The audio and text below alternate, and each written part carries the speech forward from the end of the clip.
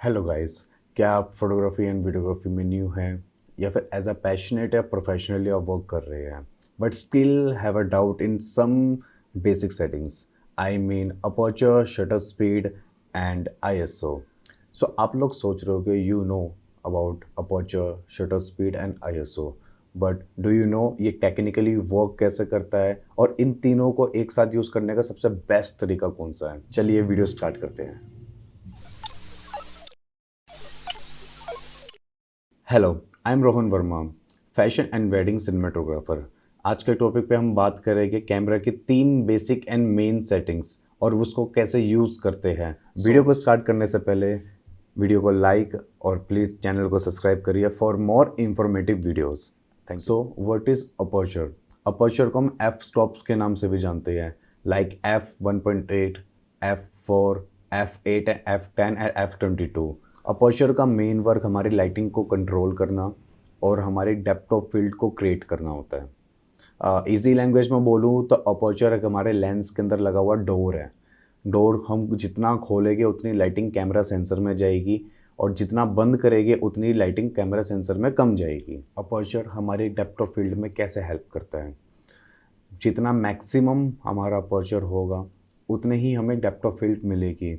मतलब the lower number of F stops like 2.8, 1.8, 1.2 and 1।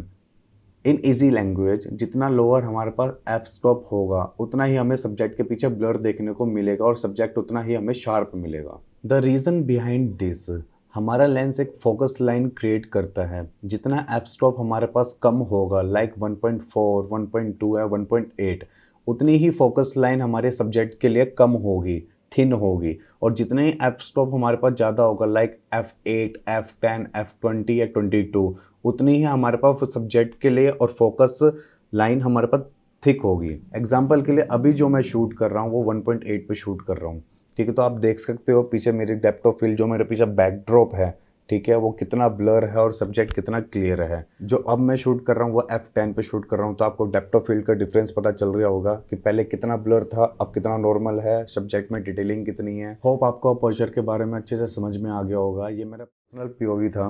If आपको कोई भी डाउट या कोई भी कन्फ्यूज़न है या फिर कोई भी क्वेश्चन हो, ठीक है, तो आप नीचे कमेंट सेक्शन पर जाकर ड्रॉप कर सकते हैं। I will reply you. Now we should move to shutter speed. Shutter speed को समझना बहुत ईजी है, आपको सिर्फ ये दो वर्ड समझने हैं, शटर एंड स्पीड। ऑब्वियस सी बात है, हम कैमरे की शटर स्पीड के बारे में बात कर रहे हैं। शटर स्पीड का भी रोल हमारे कैमरा में एक्सपोजर को सेट करने के लिए आता है। जितनी ज़्यादा शटर स्पीड होगी उतना ही तेज़ हमारा शटर काम करेगा। अब शटर जितनी जल्दी हमारा ब्लिंक करेगा उतनी ही कम लाइट जा पाएगी। अब जितनी स्लो काम करेगा शटर उतनी ही ज़्यादा लाइट आ पाएगी। शटर स्पीड आपको अपने सब्जेक्ट की मूवमेंट और सब्जेक्ट की स्पीड के अकॉर्डिंग सेट करना पड़ता है।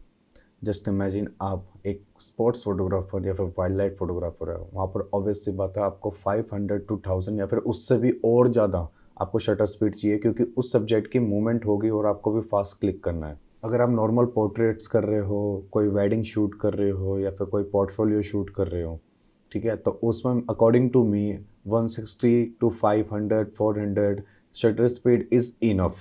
Last but not least, ISO। ISO is equal to sensitivity of camera sensor.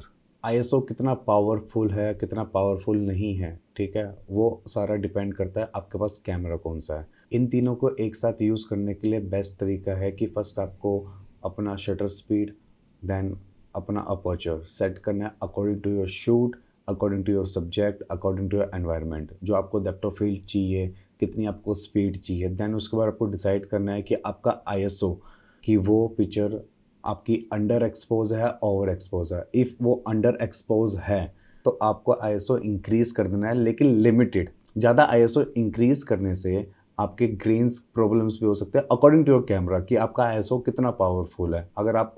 अगर आपको अपनी इमेज ओवर एक्सपोज लग रही है तो आप ISO कम कर सकते हैं according to your taste. So according to me, first aperture, second shutter speed, then last में आपको ISO छेड़ना है फॉर योर बेस्ट क्वालिटी।